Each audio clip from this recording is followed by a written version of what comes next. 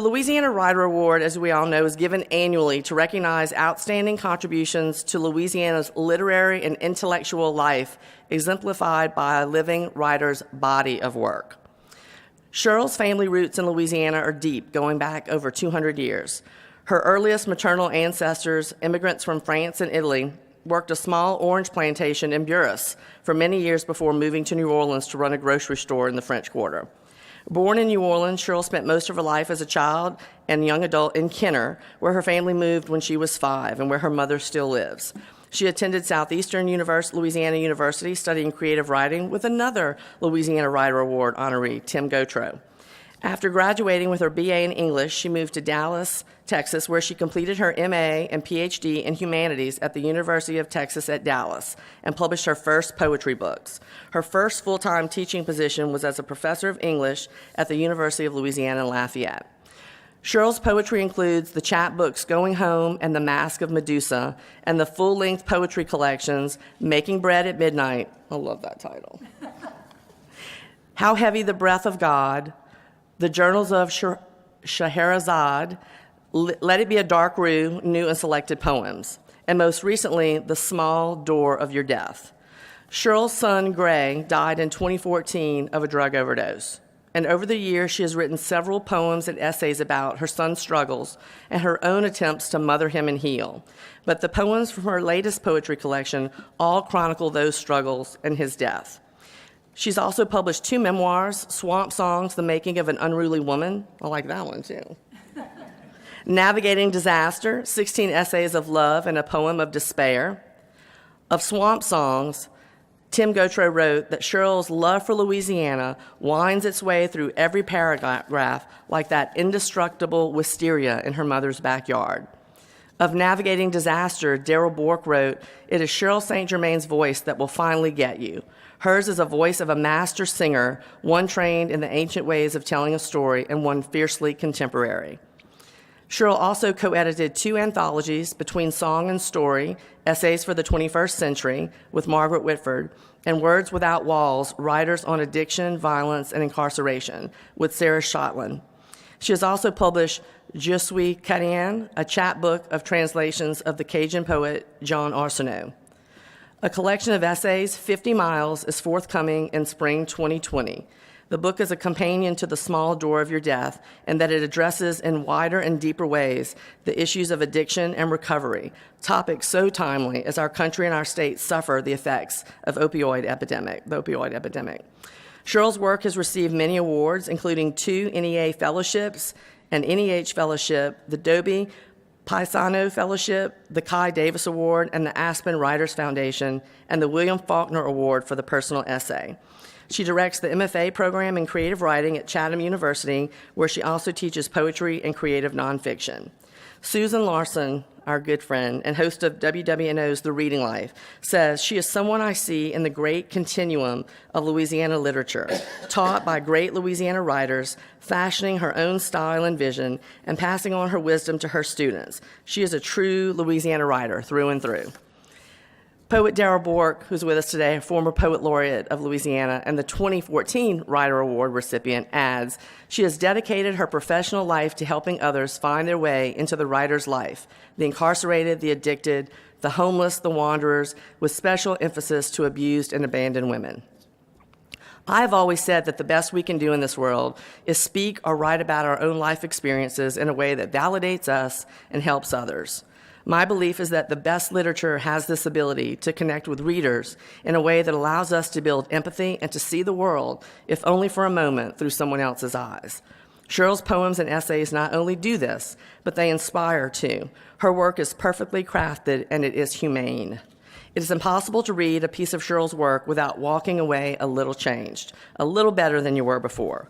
So on a day when fellow Louisiana Writer Award recipients Bill Joyce, who created our festival artwork this year, Daryl Bork, former poet laureate, John Ant Downing, last year's honoree, Ernest Gaines, the first recipient, are all here with us to help us celebrate our 15th festival.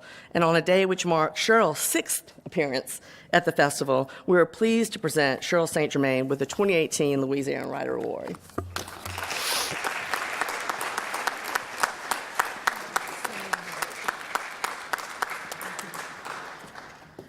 Thank you, Rebecca. I am so happy to be here, but I have to tell you, I had a nightmare last night that I was getting ready to come here, and all I could find to wear was a Mardi Gras costume. And it was not a very good Mardi Gras costume either. So I was really happy when I woke up this morning and I found something suitable to wear. Thank you so much. I really thought, honestly, that I was beyond caring about such awards at this point in my life. But when I found out about it, I just started crying because it means so much to me. Louisiana means so much to me.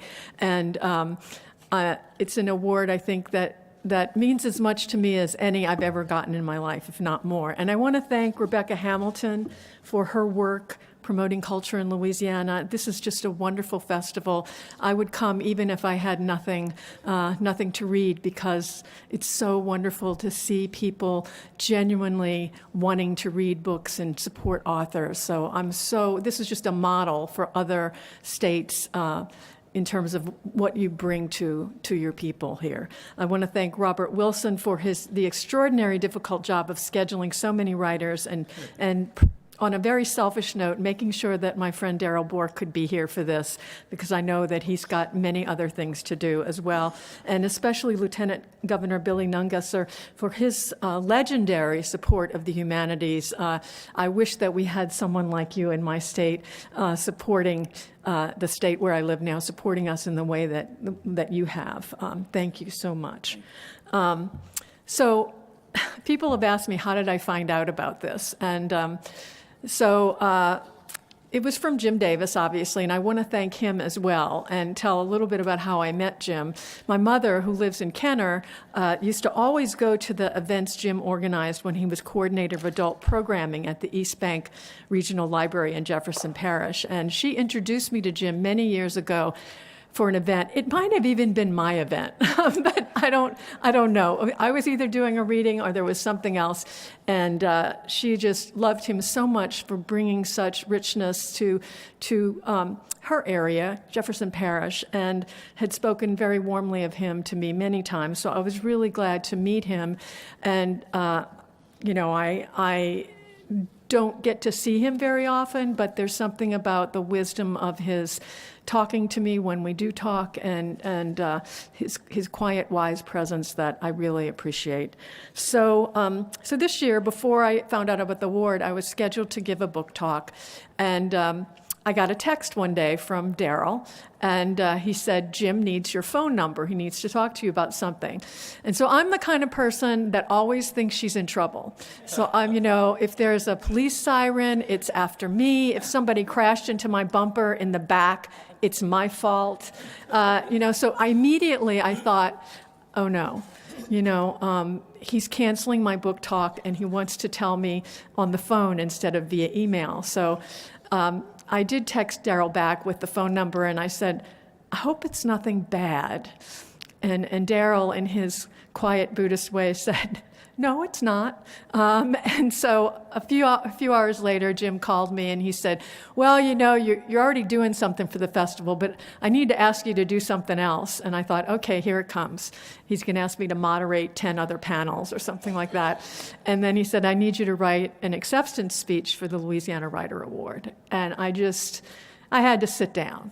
I was just in shock and so very happy. So thank you, Jim. I want to say a few words about the Louisianians who have meant the world to me and who have shaped the way that I walk through the world, not just as a writer, but as a human in really profound ways.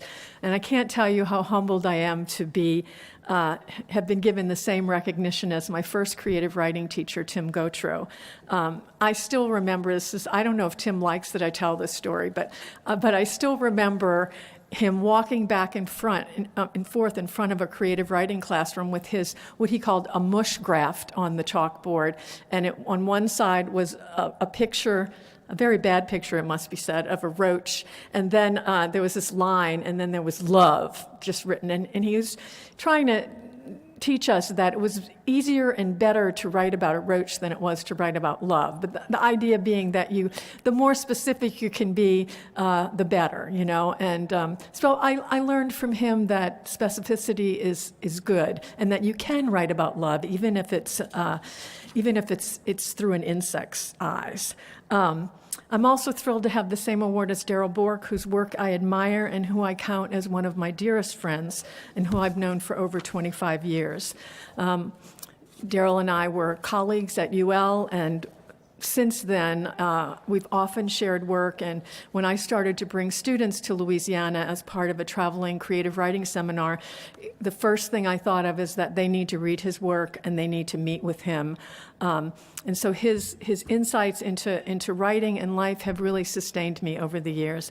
And I can't not mention as well Karen Bork, who has been an incredible inspiration to me.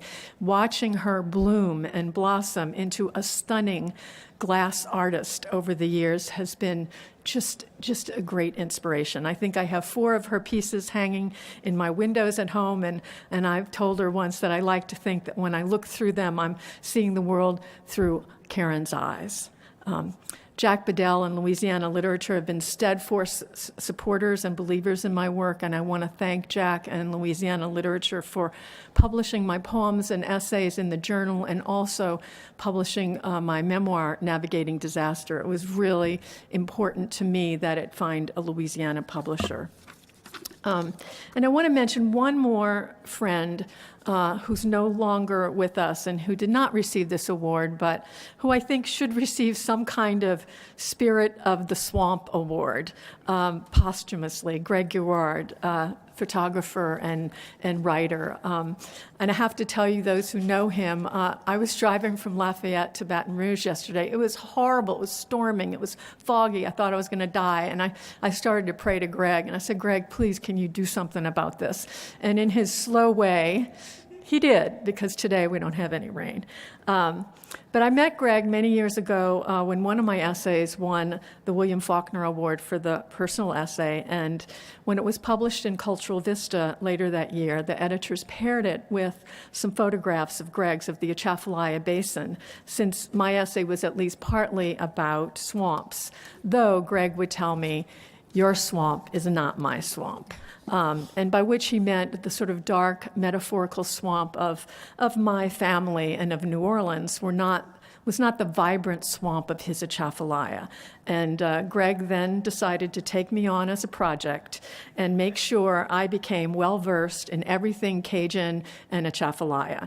He took me out, I want to say 30 times over the years in his little boat that I was always worried was going to fall apart, and I got to see the Atchafalaya, the seductive and haunting cypress trees, the egrets, the ospreys, the alligators, the 20-pound fish that jumped in my lap one time, and the crawfish traps of his that unfortunately almost never had more than 2 or 3 crawfish in them. So now it's my favorite place in the world, a place of wounded giants I see from his eyes, and I have written about this in Swamp Songs. I still write on a desk made of cypress wood that Gregg pulled from the swamp, and my home has several of his photographs on the wall, framed in cypress. I can't think of anyone that I know personally who loved Louisiana and the nature of Louisiana as much as Gregg.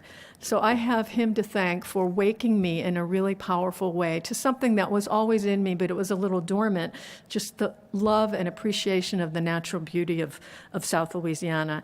And when I wrote in my memoirs about my love of Lake Pontchartrain or the Mississippi, of the cypress trees, the crawfish in the ditch by my house, and when I rhapsodic about picking blackberries with my brother, it was Gregg's love of Louisiana's natural wonders that I was channeling. So I wear around my neck today an alligator bone that Gregg gave me that came out of the Atchafalaya, which reminds me of the strength I need sometimes to get through this life and of his long-standing love of the swamp and its denizens.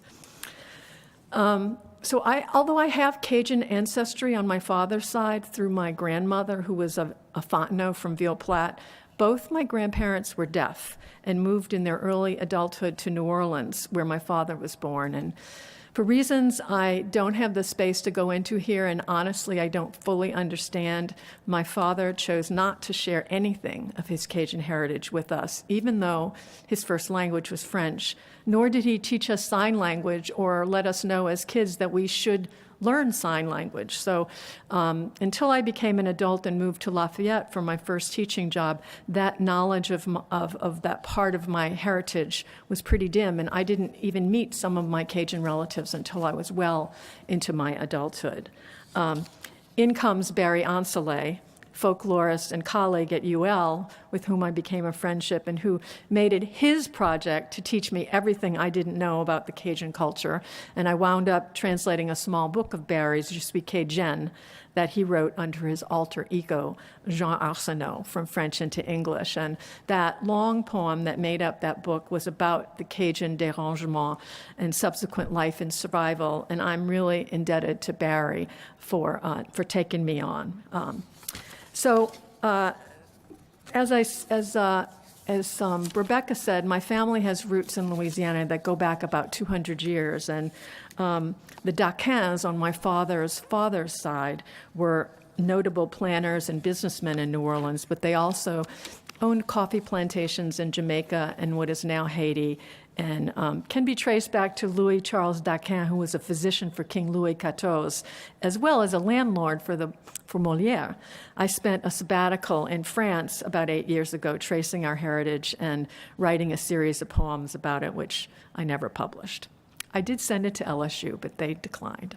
On my mother's side, her grandparents, Rebecca also mentioned, Italian and French, they owned the small orange plantation in Buras, and then they moved to the French Quarter, which was really then not a fun place to live.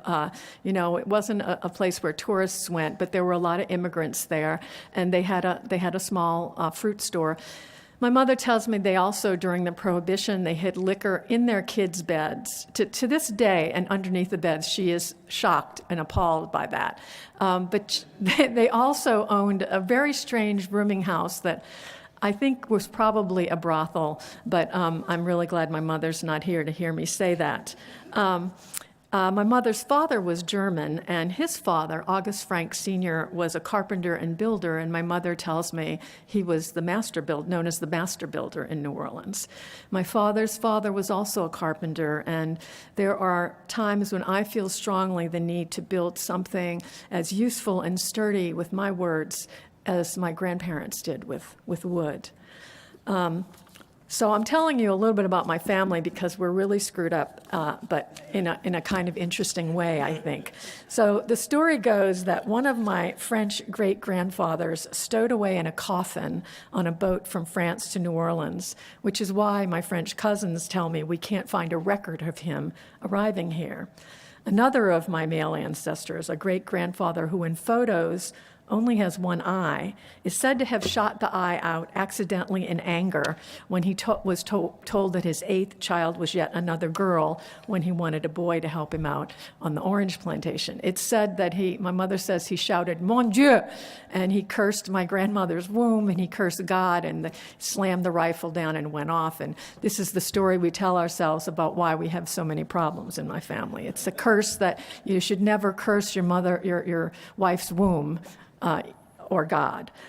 So I wrote about some of these ancestors in Swamp Songs if you want to know more, but let me just say that I come from a family with a lot of passion who will attempt to get whatever they want, even if they have to play dead or shoot out an eye. My mother has also told me stories about my grandfather singing the German national anthem while my French great-grandmother tried to drown him out with La Marseillaise, a hint of how our Thanksgiving would be spent in the future. We speak loud at dinner tables. We threaten to kill people, although we never do, and we can't keep secrets. And we sometimes are guilty of getting intimate too quickly. I moved to the Midwest for a while for a job, and I can't tell you how often when I lived there and was talking in what I thought was a normal tone of voice about normal things, the person I was talking to started backing up, as if I had bad breath or something. And it was times like that that I missed Louisiana, because I thought my fellow Louisianians wouldn't have backed up. They would have just come right back up. Oh yeah? Well, this happened to us too. And it would have just been this talking about things that in the Midwest, they found it a little bit too intimate. I also know they wouldn't have taken the oysters out of my gumbo because they thought they looked like eyeballs. So I was born in 1954 at Southern Baptist Hospital in New Orleans. We lived in the 7th Ward in a rental house on Humanity Street. And when I was 5, my parents bought a house and we moved to Kenner, a move from which I don't think my mother has ever recovered. It was supposed to be just a starter house, she says, but we wound up staying there, and she's still living in that house on Williams Boulevard, 3 blocks from Lake Pontchartrain, where I was raised and where every conversation that you have is interrupted by the sound of planes. So my mother loves Louisiana and New Orleans especially with an almost unholy zeal, and if I'm to talk about Louisianians who influenced me, I can't not talk about my mother.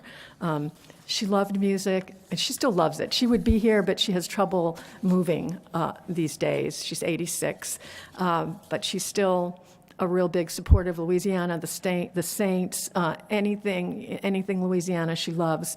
But she loved music, she loved piano music, and we grew up with a house full of music and books. She loved books. I knew that if What a Difference a Day Makes was playing, she was sad. If there was the rollicking piano music of Dr. John, I knew she was in a good mood. She introduced me at a very young age, not only to Dr. John, but to Professor Longhair, Irma Thomas, the Neville Brothers, scores of opera and classical piano music, so that music really entered my soul and informed the way I spoke and the way that I think, I believe. She insisted we take piano lessons, and I've written a lot about growing up in a house filled with books. And when I say filled with books, I don't mean just in bookcases. I mean stacked up to here in the bathrooms, both bathrooms, in the bedrooms, in the kitchen, everywhere. There's just, 3 deep, books sitting on top. It's frightening, actually, on some level. And now that she has a little trouble getting around, I really worry about it, because the books are stacked up, and like there might be a kind of crooked painting, balancing on the books. And if you move that painting, then the books fall down on the other books, and it's like a domino effect. But she loves books, and we would go to the New Orleans Symphony Book Fair, and she would even smell my textbooks. I would come home, and she would open them with this great glee, So, and she'd read to me. I didn't even know what words were, but I remember my mother's voice, just musical and this light New Orleans accent, and reading to me. And I think there's no doubt in my mind I would not be who I am today without having that mother. I often think, what if I had been born to that woman like down the street who didn't have a book in her house, but she made really good iced tea? I would like know how to make, and her house was really clean, and our house was always a mess. But always, opera playing and the books. And this is a woman, I have to remind you, who didn't have a university education. And again, that's what I love about this book fair, is that you're not elitist here. You're really, my mother loves this book fair and would be here if she could. But it's this woman who just loved books and passed that on to me. So I went to St. Lawrence the Martyr in Metairie for grammar school. And the nuns also focused a lot on reading, but not in quite the way that my mother had.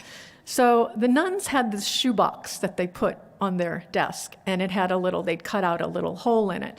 And if you did something bad, you had to put your hand in there, and there were poems in there, and you had to take the poems out, and you had to memorize these poems. That was your punishment. Now, I like to think I was a pretty good kid.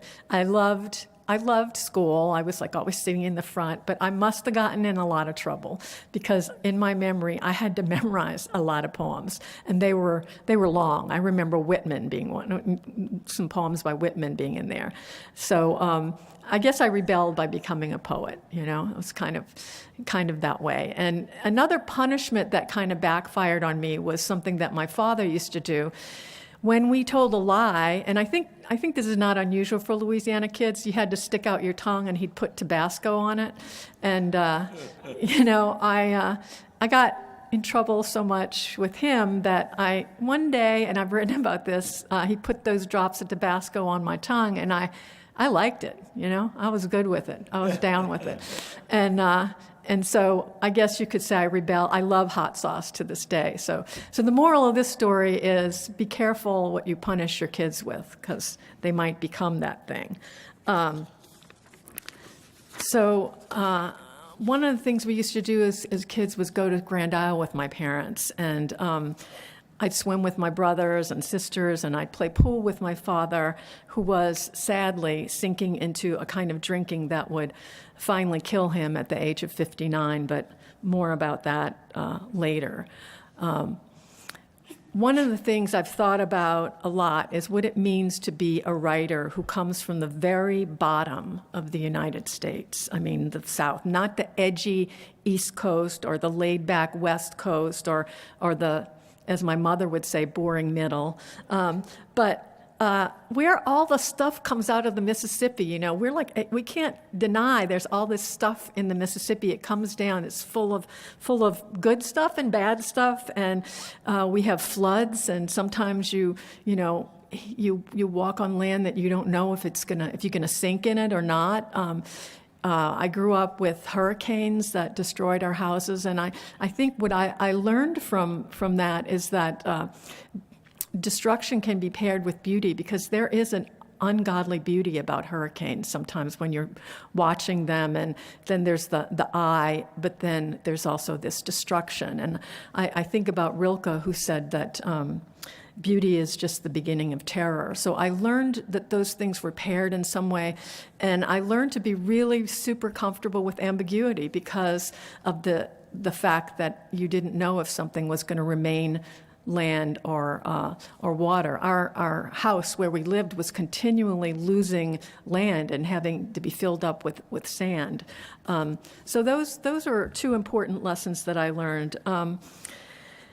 Also, growing up in Kenner and New Orleans, 1 minute? Can I go 5? In addiction, I learned that there was a passion. I saw a passion for eating and drinking and sex, for music and celebration that I've never seen anywhere else. And I wanted to talk a little bit, but it looks like I don't have time, about some of the darker things that I've written about in my new book. But I guess I'd rather end with something positive. And so I want to just read one page from Navigating Disaster, and it's sort of giving my mother the last word. And this is an essay called Why She Won't Leave My Mother's Blues, a piece from it. And after Katrina, everyone just kept asking, why doesn't your mother leave? Why won't you just leave? It's terrible. This is going to happen again. So this is me imagining that she's sitting in her backyard, listening to music and thinking about this. And she's thinking about her 2 daughters who don't live in Louisiana. My sister lives in Nebraska, and I live in Pennsylvania. So this is my mother, me imagining my mother's voice. Those cities her daughters live in don't have food like they have here either, she thinks. No thick, rude gumbos and jambalayas and Creole sauces and crawfish and crabs and oysters and shrimp and red beans and rice and roast beef po' boys. And they don't have interestingly named streets like Desire or Chapatulas or Melpomene or Humanity, she thinks.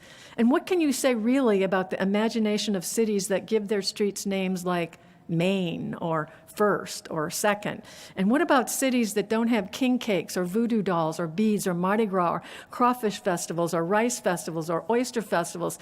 And those people in those other cities don't have the Mississippi and Lake Pontchartrain, and they don't smell like this city, spicy and rank and full of color. And she's certain they don't even have a sense of humor or interesting politicians. And she thinks that maybe people in those other cities might not even know how to dance, really. And they don't have the Saints or Al Hirt or Pete Fountain. And now that I think of it, maybe that's what she's listening to as she sits alone in her backyard.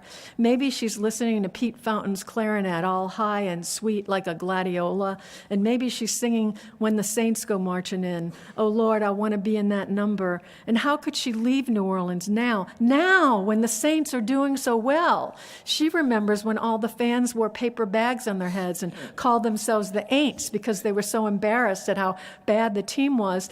But they went to the games anyway, and she remembers when Archie Manning wasn't yet the father of Peyton, but the red-headed hero of the Saints. And now that they're so good, it would be wrong to leave. All that time wasted on them when they were bad. And she drinks to that. And maybe it's trumpet she's listening to. Maybe loungy Al Hirt. And maybe he's blowing Do You Know What It Means to Miss New Orleans. She and my father used to go to his club on Bourbon, and she still likes to go now and visit his statue in the quarter, touch his trumpet, and remember all that is gone.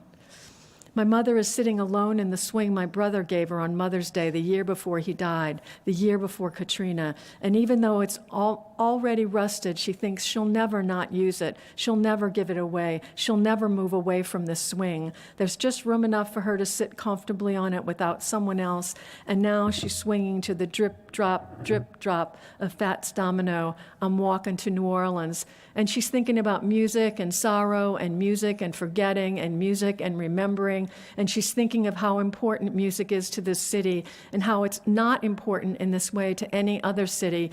And even though one of her daughters lives in a big city in the Northeast where she says there's lots of jazz, my mother knows in her bones it's not like it is here. Music here is the voice of the city. But in this other city where her daughter lives, she's certain the music is just some extra thing, some little curlicue, something nice. She's sure it's very nice, but it's not necessary like it is here. And she's certain this city would die if it couldn't sing. And she drinks to that. Giacomo fino ne, Giacomo fino ne. You don't like what the big chief says. Giacomo fino ne.